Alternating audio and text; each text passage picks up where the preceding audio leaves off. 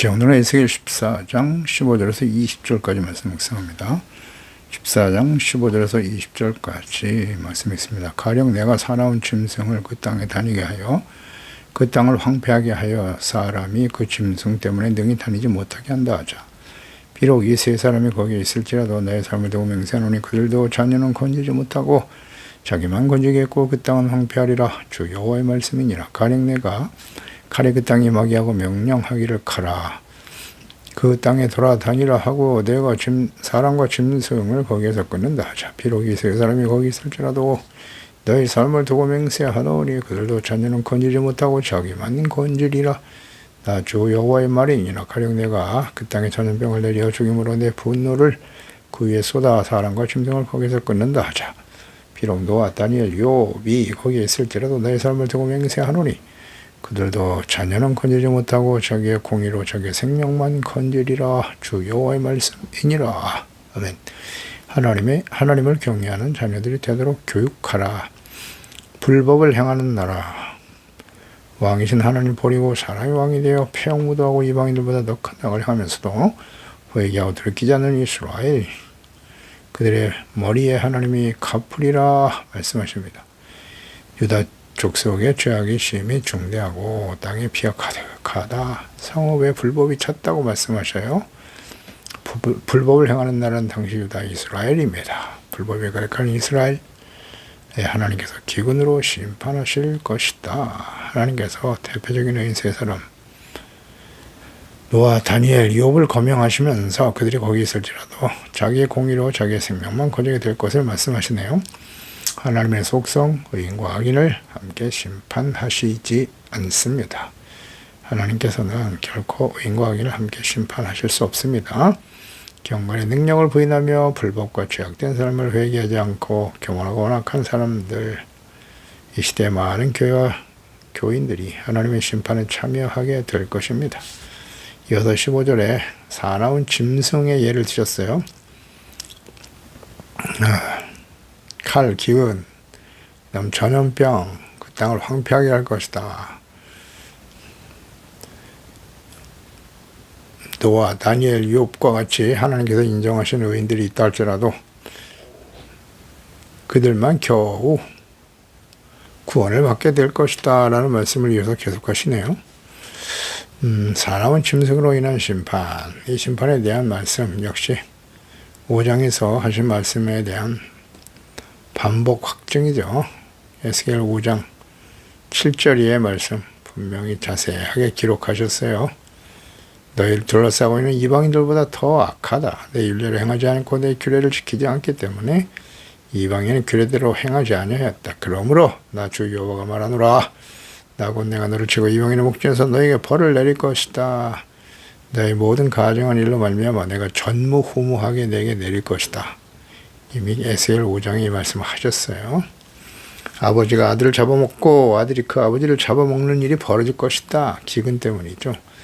내가 벌을 너에게 내리고 너희 중에 남은 자를 사방에 흩어버릴 거라 라고 말씀하시고요. 너를 아끼지 아니하며 긍휼을 베푸지 않을 것이다.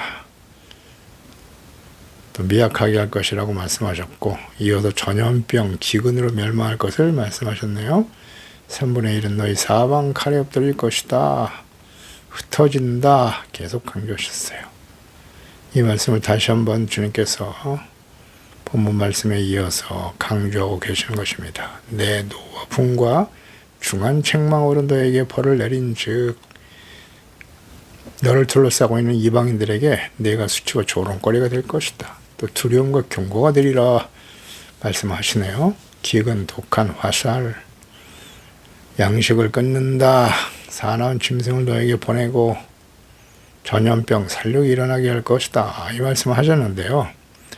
이어서 계속 강조하시는 거예요. 기근, 전염병, 전쟁, 사나운 짐승. 하나님이 이것을 보내신 원인이 뭐라고요? 너희의 요란함이 너희를 둘러싸고 있는 이방인보다 더했다.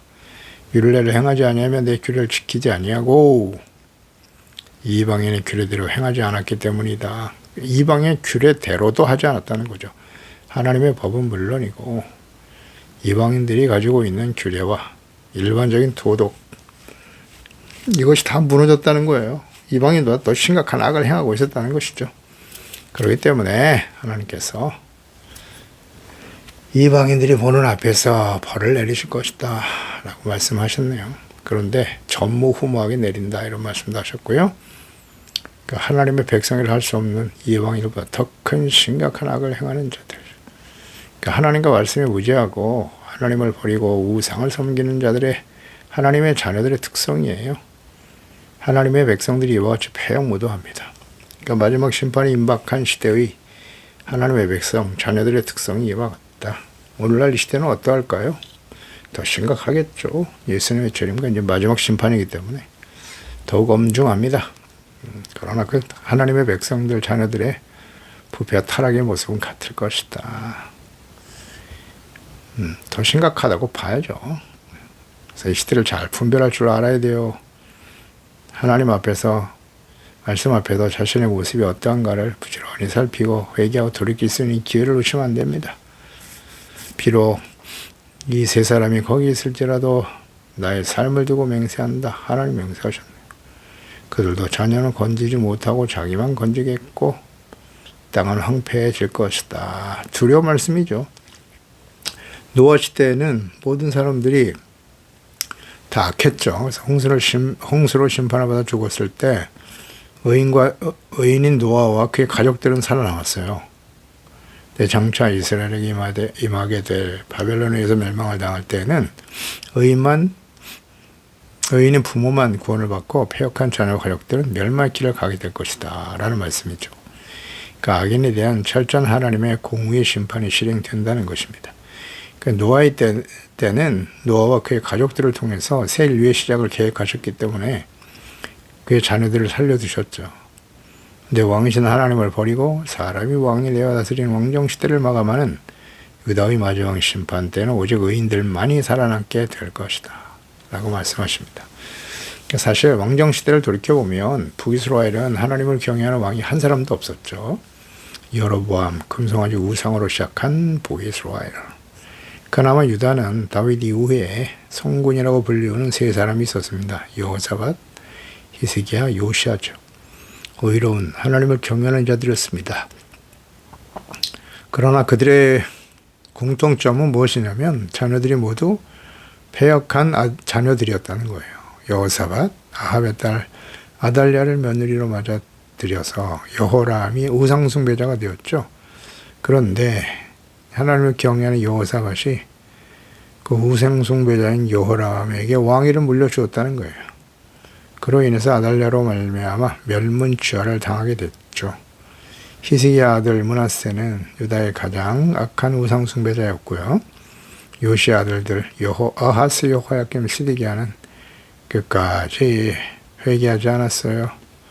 그 아버지 때부터 하나님의 심판에 대해서 예레미야 선지자를 통해서 40여 년간 하나님의 말씀을 전했지만 돌아오지 않죠.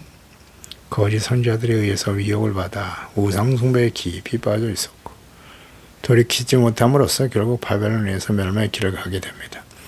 이런 이스라엘 백성들의 특성을 감안하시고 하신 말씀이실 것입니다. 아버지가 의롭고 선하다고 해도 자녀는 또 다른 문제라는 거예요. 부모와 자녀의 관계성, 그러니까 자녀 교육의 중요성을 말씀하시는 거죠. 아담과 하와의 후손으로 태어난 사람은 태어날 때부터 악해요. 아주 이기적입니다. 부모가 잘 믿으니까 자녀들도 하나님을 잘 믿게 될 것이라는 생각은 금물입니다. 하나님께서 일을 하시고 시내산에서부터 가나안 땅에 들어가게 되기 전이죠. 애굽에서 기사와 이적을 행하여 구원하셨고 하나님을 경험하지 못하고 알지도 못하게 될 자녀들에 대해서 그들을 하나님의 말씀으로 잘 교육할 것을 명령하셨죠. 신명기 6장 6절입니다. 오늘 내가 너에게 명하는 이 말씀을 너는 마음에 새겨라. 그리고 내 자녀에게 부지런히 가르치며 집에 앉았을 때든지 길을 갈 때든지 누워있을 때든지 일어날 때든지 이 말씀을 강론하라. 그러니까 이 말씀을 마음에 새겨야 돼요. 먼저 부모가 먼저 하나님의 말씀을 마음에 새기고 삶 속에 실천해야죠. 말과 행동을 통해서 보여주고 자녀들에게 부지런히 가르쳐야 한다. 뭐 알아야 가르칠 거 아니에요. 그러니까 이 말씀이 계속 자녀들에게 이스라엘 백성들 그 자녀들에게 계속 이어졌다면 그러니까 부모 역할이 대단히 중요한 거예요. 왕과 제사장, 선지자들의 역할도 필요하지만 부모들이 이 말씀을 새기고 자녀들에게 가르쳤어야 되는 거예요. 이것이 계속 이어지지 못했다는 거죠. 그래서 여호사가 죽자마자 바로 사사시대가 찾아오게 되는 겁니다. 예, 그래서 마지막 사사인 사무엘 시대에 왕이신 하나님을 버리게 되는 거예요. 예, 부모의 책임이 매우 커요. 매우 큽니다. 왜냐하면 부모에게 명령을 하셨거든요. 자녀들에게 부지런히 가르치라고. 6장 20절 이하에 후일에 내 아들이 너에게 묻기를 우리 하나님 여호와께서 명령하신 증거와 규례가 없다고 무슨 뜻입니까? 너는 내 아들에게 이르기를 우리가 옛적에 애굽에서 바로의 종이 되었는데 여호와께서 권능의 손으로 우리를 애굽에서 인도하여 내셨다. 곧 하나님께서 우리의 목전에서 크고 두려운 이적과 기사를 애굽과 바로와 그의 온 집에 베푸셨고 우리 조상들의 맹세하신 땅을 우리에게 주어 들어가게 하시려고 우리를 거기서 인도해 내셨고 여호와께서 우리에게 이 모든 규례를 지키라 명령하셨으니 이는 우리가 우리 하나님 여호와를 경외하며 항상 복을 누리게 하기 위함이었다. 또 여호와께서 우리를 오늘과 같이 살게 하려 하심이라 우리가 그의 명령하신 대로 이 모든 명령을 우리 하나님 여호와 앞에서 삼가 지키면 그것이 곧 우리의 의로움이라 할지니라. 자녀들에게 하나님의 말씀, 시내산에서 주신 하나님의 말씀, 율법의 말씀을 잘 가르쳐 지키라고 말씀하시네요. 이 말씀은 모든 시대에 하나님의 자녀 백성들에게 주어지는 말씀이고요. 사실 우리는 이방인으로서 이 하나님의 율법과 이 계명에 대해서 전혀 몰랐죠. 그런데 하나님의 그 아들 예수 그리스도를 이 땅에 보내주시고 예수님을 통해서 우리가 죄사함받고 어렵다함을 얻고 구원받아 천지만물을 창조하시고 아브라함과 언약을 맺으시며 그 언약의 말씀 가운데 우리가 구원을 받아 그 언약의 말씀을 이루시기 위해서 하나님의 아들이 십자가에 죽으시고 부활하심으로 믿는 모든 자를 아브라함과 함께 복을 받게 하시고 하나님의 자녀가 되게 하셨단 말입니다. 그 하나님의 자녀가 된 순간부터 이 바로 신명기 6장 말씀으로 이어지게 되는 거예요. 그래서 이 하나님이 어떤 하나님이신가를 우리가 잘 알게 되죠. 깨닫게 되죠. 하나님을 인격적으로 만나게 됩니다. 이 놀라운 은혜입니다. 기적이 일어난 거예요. 이 하나님의 자녀들은 이제 부지런히 부모로서 자녀들에게 이 말씀을 가르쳐야 되는 거예요. 그대로 우리에게 주어진 사명이 되는 것입니다. 부모에게 예수 그리스도를 믿고 구원받은 하나님의 부모들에게 하나님의 자녀인 부모들에게 주어진 사명으로 이어지게 되는 것입니다. 신명기 11장 16절에도 스스로 삼가서 두렵건대 마음에 미혹하여 돌이켜 다른 신들을 섬기며 그것에 절함으로 여호와께서 너에게 진노하사 하늘을 닫아 비를 내리지 아니하시고 주신 아름다운 땅에서 속히 멸망하게 될 것이다. 그러므로 너희는 나의 말을 너희 마음과 뜻에 두고 마음에 새기라 라는 말씀, 마음과 뜻에 두래요. 말씀을 자녀들에게 부지런히 가르쳐라. 11절에 다시 한번 강조하셨어요. 여러 번 자녀 교육의 중요성, 필요성을 강조하시면서 이는 곧 하나님의 자녀들의 그의 자녀들의 미래에 관한 매우 중요한 문제임을 강조하셨고 명령하십니다. 그래서 11장 26절 이하에 내가 오늘 복과 저주를 내 앞에 두었다. 너희가 만일 내가 오늘 너에게 명하는 너희 하나님 여호와의 명령을 들으면 복이 될 것이고 너희가 만일 내가 오늘 너에게 명령하는 도에서 돌이켜 떠나 너희 하나님 여호와의 명령을 듣지 아니하고 본래 알지 못하던 다른 신들을 따르면 저주를 받으리라 말씀하셨어요. 그러니까 이러한 하나님의 말씀, 율법의 말씀을 잘 배우고 묵상하고 순종하거나 잘못을 깨닫고 돌이켜 회개하고 용서받을 수 있었다면 이스라엘은 결코 하나님의 심판으로 인한 멸망의 길을 가지 않았을 것입니다. 이것이 오늘 우리에게 주시는 교훈입니다. 우리는 하나님의 자녀들이 하나님을 경외하고 예수 그리스도의 말씀으로 가르치며 부모가 삶을 통해서 본을 보이고 있습니까? 잘못된 길로 걸어가는 자녀들을 보는 일은 부모로서 참으로 견디기 어려운 일입니다. 그들을 매일 책망하는 일도 너무 고통스럽습니다. 이 자녀들이 물과 성령으로 거듭날 수 있도록 하나님과 하나님의 뜻을 바르게 알고 성장할 수 있도록 기도하고 가르치고 있습니까? 세상에서 필요한 지식을 얻는 일에만 집중하고 세속적인 부모들과 같은 기대를 가지고 살아가고 있지는 않습니까? 성령께서 거듭나게 하시지 않으면 아무리 부모라 할지라도 아이들을 육의 사람에서 영의 사람으로 하나님의 자녀로 거듭나게 할 수 없음을 인정하고 자녀들이 성령으로 거듭난 하나님의 자녀가 되도록 끊임없이 기도하고 하나님의 말씀을 가르치며 삶에서 본을 보이는 일에 힘써야 할 것입니다. 이것이 부모에게 주신 막중한 사명입니다. 이에 대해서 하나님이 반드시 평가하실 것입니다. 노아, 다니엘, 욥과 같은 의인들, 악이 창궐한 세상에서 의인으로서 하나님의 말씀에 온전히 순종할 수 있었던 노아와 같은 은혜, 예수 그리스도를 믿고 어렵다는 은혜로 하나님의 자녀의 의인이 되었으니 노아와 같이 경건의 훈련에 힘써야 하고 말씀, 묵상, 기도, 성령 인도하심을 따른 빛의 자녀로 살아갈 수 있도록 기도해야 합니다. 노아는 하나님의 말씀에 온전히 순종했다고 했습니다. 온전한 순종은 두 가지가 필요해요. 하나님과 인격적인 만남과 교제가 있어야 하고요. 일단 믿음이 필요하겠죠. 은혜로 주어지시는 거예요. 이 믿음도. 그 하나님을 알고 말씀을 알고 믿음으로 동의하고 순종하는 거죠. 믿음이 없으면 순종할 수도 없죠. 하나님을 알아야 되죠. 무지한데 하나님과 그 말씀을 모르는데 어떻게 순종하겠습니까? 알아도 성령님의 인도하심과 역사하심이 없으면 순종하기 어렵습니다. 그래서 끊임없이 우리는 자녀들이 말씀과 성령으로 거듭날 수 있도록 하나님의 말씀을 따라 순종하는 삶을 살 수 있도록 기도하고 가르치는 일에 힘써야 될 것입니다. 다니엘과 같이 어린 나이에 하나님을 경외하는 삶을 살 것이라는 뜻을 정했죠. 어렸을 때 포로로 끌려가서 새 속에 물들지 아니하고